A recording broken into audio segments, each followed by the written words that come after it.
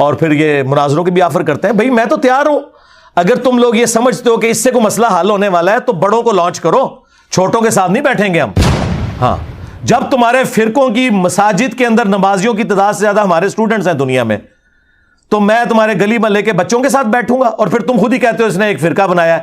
تمہارے بقول اگر یہ فرقہ ہے نعوذ باللہ. اور میں یہاں مرزا صاحب اور ان کے اسٹوڈنٹس کے حوالے سے یہ عرض کرنا چاہتا ہوں, لیکن ایک طرف تم جناب اپنے ایک فرقے کے بانی بن کر تم تمام مسالک کے علماء کو معاذ اللہ گمراہ اور کیا سے کیا تم فتوی لگاتے ہو, اور پھر اس کے بعد تم جناب اللہ یہ اپنی یعنی شرطوں کے پیچھے چھپتے ہو. میری جان اس طرح سے معاملہ تو اس فرقے کا بانی پھر میں ہوں نا, تو لاؤ تم اپنے بڑے لانچ کرو. بریلوی لے کے آ جائیں مفتی منیب الرحمان صاحب حافظہ اللہ کو, دیوبندی لے آئیں مفتی تقی عثمانی صاحب حافظہ اللہ تعالیٰ کو, اور اہل حدیث لے آئیں ساجد میر صاحب کو, اور شیعہ نے لانا ہے تو ساجد نقوی صاحب کو لے آئیں. آئے, میں قدموں میں بیٹھوں گا, بات کریں عقیدہ توحید پہ, ختم نبوت کے اوپر. ٹھیک ہے, میں تو سب کو مسلمان سمجھتا ہوں, تم لوگ ایک دوسرے کو کافر سمجھتے تھے نا. آج میری نفرت میں کٹھے ہوئے ہو, لیکن ابھی بھی کٹھے ہیں, مسلمان نہیں ایک دوسرے کو سمجھتے. ہاں, وہ کہتے ہیں ہم کافر نہیں کہیں گے ایک دوسرے کو. الفاظ غور کریں, ہم کافر نہیں کہیں گے, یعنی ہے وہاں لیکن کہیں گے نہیں. ہاں, میں نے کہا تھا نہیں لکھو کہ یہ سارے فرقے مسلمان ہیں, بریلوی دیوبندی اہل حدیث شیعہ سارے مسلمان ہیں, ساروں کو چندہ دینا جائز ہے, ایک دوسرے کے پیچھے نمازیں پڑھنا جائز ہے. کوئی تیار ہوا؟ اب میرے کسی اسٹوڈنٹ نے مجھے گلا نہیں کرنا کہ میں علماء کے ساتھ نہیں بیٹھتا. میں نیو ٹی وی پہ بیٹھا اور آپ نے دیکھ لیا ان کا کیا اشر ہوا ہے. ایکسپوز ہو گیا, وہ ہمارے پنجابی میں کہتے ہیں چگے لے گئے. اچھا, جب وہ اسٹوڈیو ریکارڈنگ ہوئی نا تو انہوں نے مولویوں نے اپنے گروپوں میں کہا اوے انجینئر کی درگٹ بنا دی ہم نے, ابھی پروگرام ان قریب اپلوڈ ہونے والا ہے. ہمیں لوگ میسج کر رہے جی کیا ہوا؟ میں نے کہا یار کچھ بھی نہیں ہوا, درگٹ تو انہوں نے اپنی خود بنوائی ہے. وہ کہتے ہیں نہیں ہم نے انجینئر کے ساتھ. اچھا, وہ یہ سمجھتے ہیں کہ 3 گھنٹے کے پروگرام میں انجینئر صاحب کو صرف ہم نے 5-6 منٹ بولنے دیا, ہم نے بولنے ہی نہیں دیا, تو یہ ہماری کامیابی ہے. ان کو پتہ نہیں ہے کہ میں تو 30 سیکنڈ میں قلعہ ٹھوک کے رکھ دیتا ہوں, اور تمہارے سارے وحشی قسم کے درندے جو ہیں نا اس قلعے پہ باندھ دیتا ہوں. مجھے تو لمبی ضرورت نہیں ہے, باقیوں کو چپ کراتا تھا, اور میں اپنی بات کر کے تھا, میری بات complete, damage has been done. ہاں, تو میں نے اپنے اسٹوڈنٹ سے کہا یار صبر کر لو, پروگرام آن ایئر تو ہونے دو. پروگرام آن ایئر ہوا.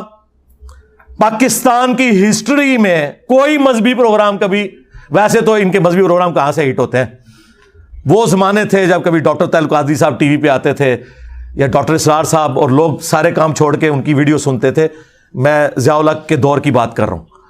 مذہبی پروگراموں نے کیا وائرل ہونا ہے, آپ تو لوگ دیکھتے ہی کوئی نہیں. وہ پاکستان کی ہسٹری کا سب سے زیادہ وائرل ہونے والا پروگرام, سب سے زیادہ ویورشپ, جب وہ ہوا اب انہوں نے بینر لگائے ہوئے نیو ٹی وی کا بائیکاٹ کر دو. ہائے میں صدقے جاواں,